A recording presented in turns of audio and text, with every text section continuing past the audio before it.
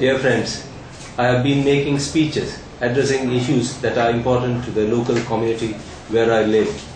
I was asked to address wider audience to say a few words about my dear people, concern and their frustration.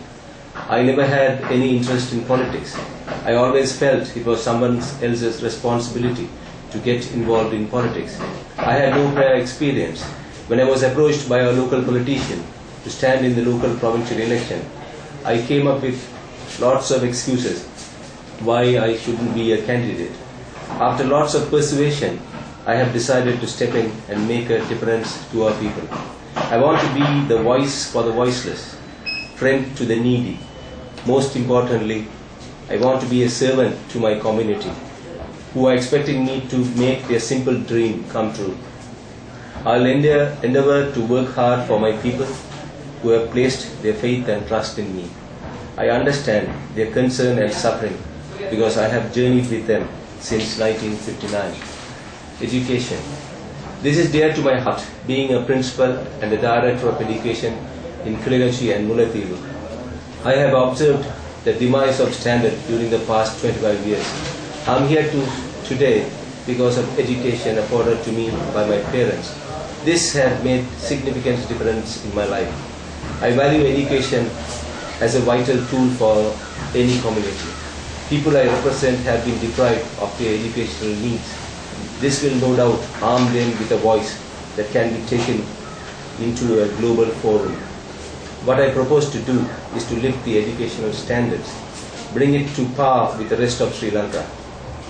I believe this can only be achieved by having teachers and schools that are well equipped to educate our dear children. Health is another issue. The past war has reduced the investment in health infrastructure. This is significantly noticeable in my region. I noticed the health of our people has been heavily affected by inadequate hospital facilities and health professionals. Our immediate objective is to achieve basic health need for our community. I'm deeply concerned about the mental state of our people after having gone through 28 years traumatic incidents. We recognize there is an immediate need for counseling, professionals to deal with people's mental issues. Let us work together and care for the war widows, orphans and aging parents. Housing. Indian government looked at our situation of our war-torn land, kindly provided funds for much-needed housing program.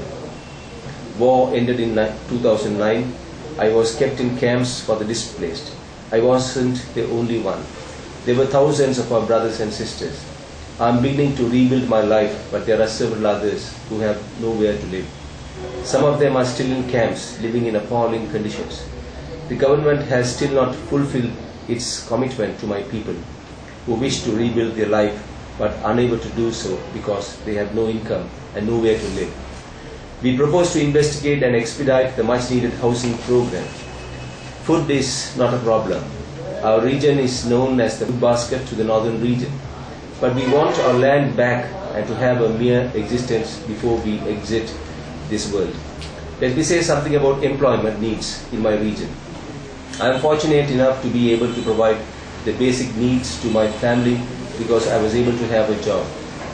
I see many young people who are desperately want to provide for their family and aging parents, but are unable to find work due to the stigma attached because of their past. Every human being has the right to be able to provide for their family, but I don't see a silver lining in the horizon for the young people. I understand their desperation because they don't want to live on handouts. The long-term solution is to create jobs in the region so that young people can feel that they are valued and can have a secure future.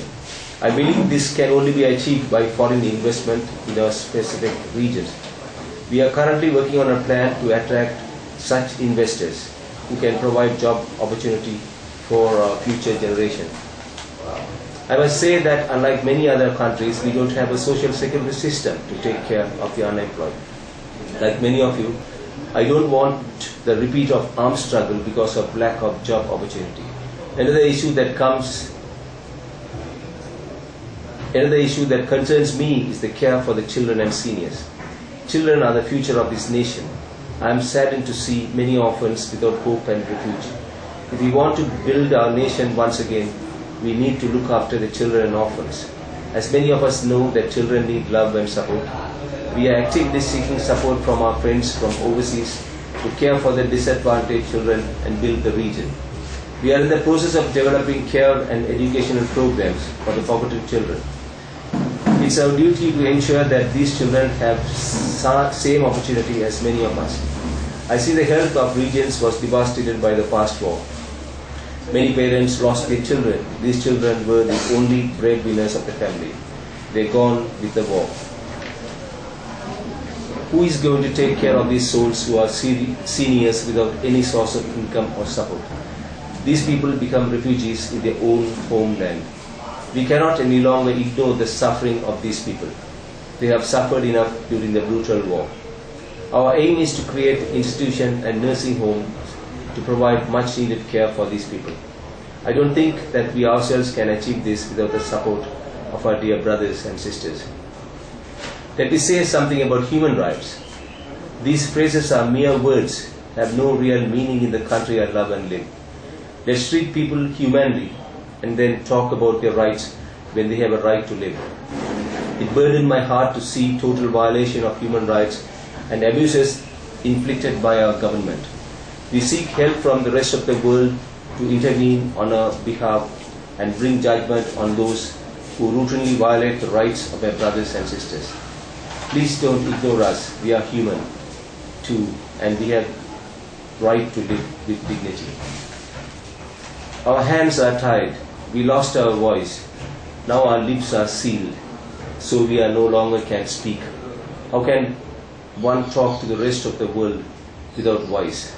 Please help to have the voice for the voiceless. Thank you for giving me this time slot to say a few words of our situation in northern Sri Lanka. Thank you. Edit பண்ணலாமா?